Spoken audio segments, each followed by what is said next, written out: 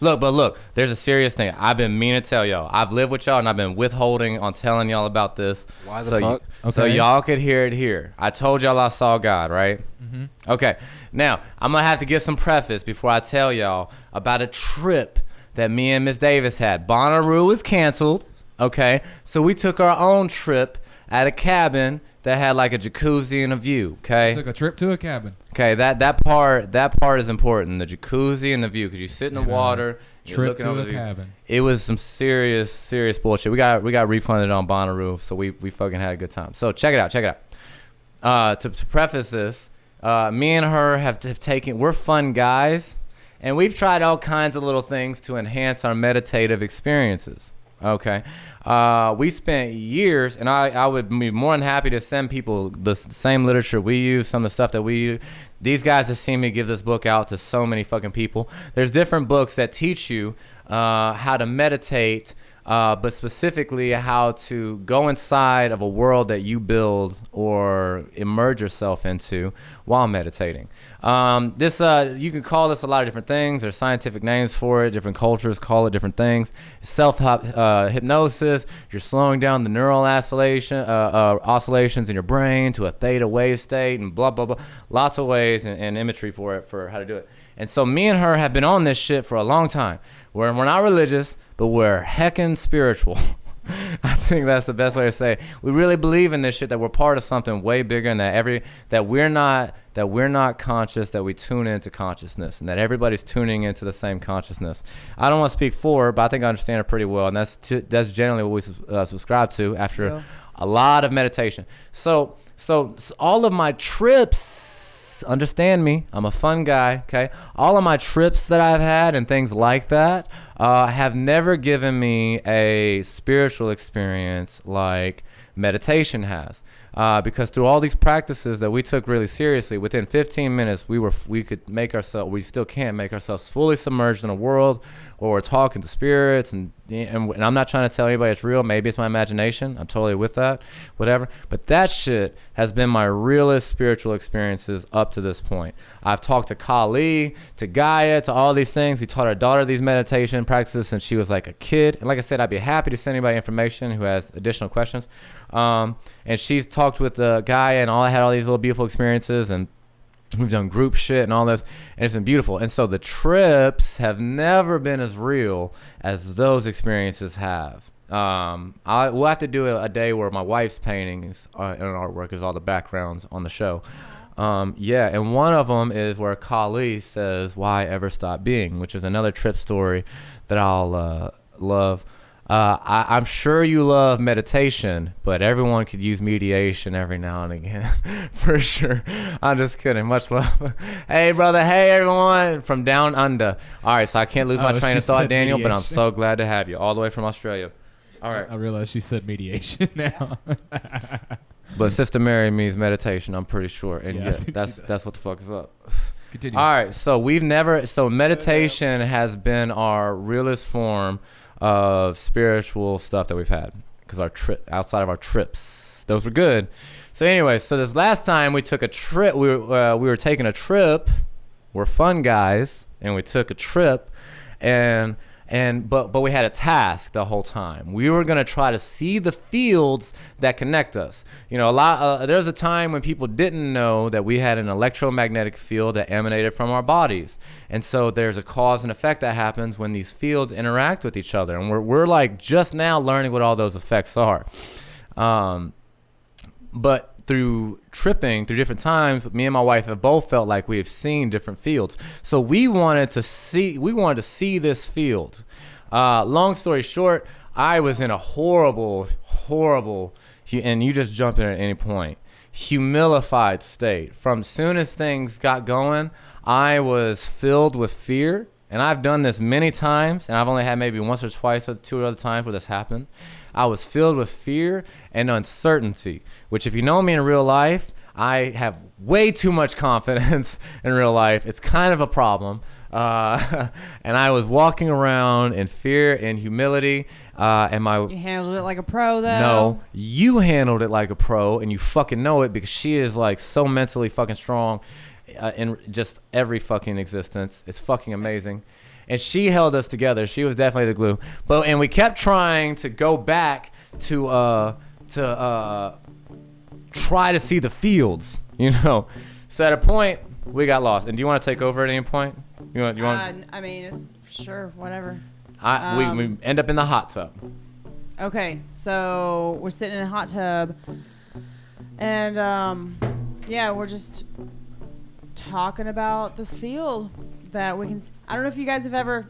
I'm not gonna. You guys don't have to volunteer this information if you don't want to, but like, you know, you reach a certain state, and you look up, and it looks like you're in a giant golf ball. Like the sky, like you can see a grid. Itself just gets all the grid. Like I kind of want to say opaque, but it's like a Yes, weird. like you can see the layers almost to the sky. Like you're seeing that. Yeah. So are we just gonna like full on tell the story? I want the whole story because this is honest to God. This is Y'all are the gonna think we're realest crazy. experience I've ever had spiritually. Legit. Y'all are gonna think we're crazy. We've had these crazy meditation things, all these other trips. There's this like one star. There's like one star. Polaris, out I believe. In the sky. Yeah, I think it was like the North Star or something. And we both start looking at the star, and Aries is like, I feel like it's looking at me. I feel like there's like something up there that's like looking down at me. And I'm like big ass star in the sky. And it starts to like, I start to like, I don't know, it just like looks like an eyeball to me. Not like a physical eyeball, but I feel like it's like looking back at me. I'm like, holy shit. And it like hits me. I'm like, I think the star is just a symbol, but I think you're right. I think something's looking at us. Yeah, right because now. it was real intense. I was staring at it, and it was like illuminating everything around. I was like, I feel like the star is watching me. And we're in this hot tub, and she's like, it's not, or it is watching you, but the star is just a symbol. And I was like, and then after that, it was like, to me, it felt like time stood still for a second. It felt like Assassin's Creed or some other game where you like go to like it was like a another scene. dimension. It was like totally a like a cut scene. It was a fucking cut scene in reality. But we went at to first, two separate places. At first, the thing seemed far off, and it was like that thing is looking at us. And then like I was in trance, she was behind me in the water. I assumed she was a trance. And then when she said that, it was like it was in our motherfucking face. Like it was bam. Yeah, and we kind of like I was in another dimension. Yeah, and we were sitting right by like side by side, but we went two separate places. And my experience is that I'm like looking up at this star, and I feel like it's looking back at me, and it starts talking to me. And y'all don't have to believe me, okay? I know how this sounds, but it starts talking to me, and it tells me that it has the answers that I'm looking for, because I'm like such a huge spiritual nerd, and I am never going to rest until I know where the fuck we came from or where we're going or what we do at the time in between.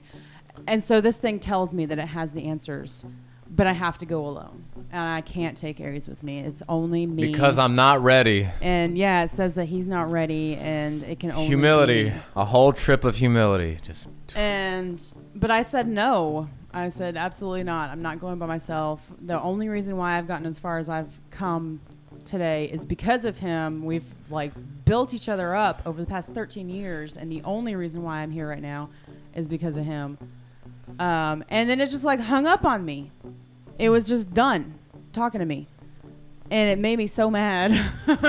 So in that same moment, while she's quiet and having this conversation, because when I interact with it, when I turn around, that's where she's at.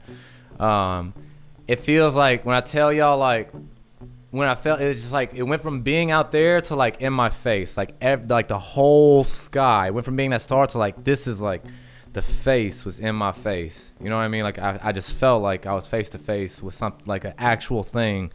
A giant thing. When I first retold the story to our father, I was shaking like the whole fucking time, and like 10 minutes afterwards, like, it was in my face, and it felt like emotionally, like I was on it. You know, if you stand on a beach and the water like sucks down in as the tide's going in, you could feel the water like sucking in. You know what I'm talking about? You ever done that? That's what it felt like. Like I was on the beach, but emotionally, it felt like I was on the beach because my first instinct was like it felt so real. I felt like I should be afraid, but there was like literally no fucking point. You know what I mean? Like what I was in front of was so fucking. There was just no point. It was just boom. And then for the first time in the night, I didn't feel afraid and I felt comfortable.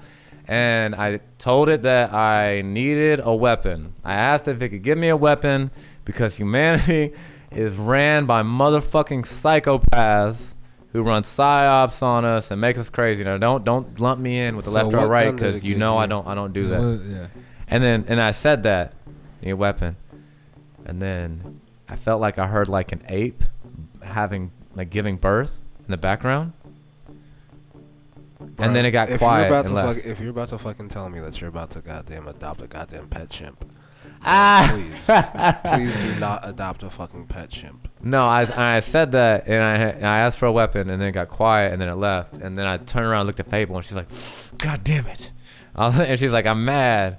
And so we end up talking about this a lot. And then, like, the next day, though, we're watching What If, or 2 days after, we're watching What If.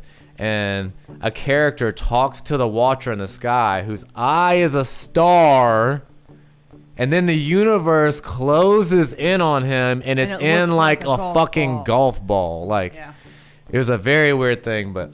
Oh, hold on. Sorry. After all I this think it's happened, Vishnu. Maybe Brahma. I think it's Brahma.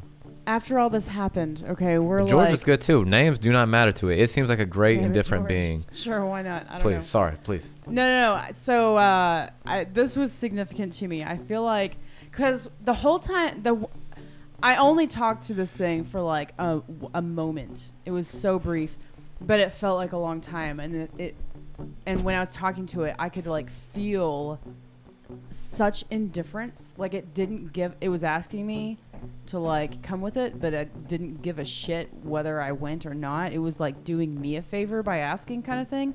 And I could like feel like it was like it didn't give a shit about humanity. Basically, it's pretty indifferent one way or the other. It's an observer is what I think. Maybe. So anyways, go ahead, please. That's my opinion. Interpret it how you want. Yes. But yes.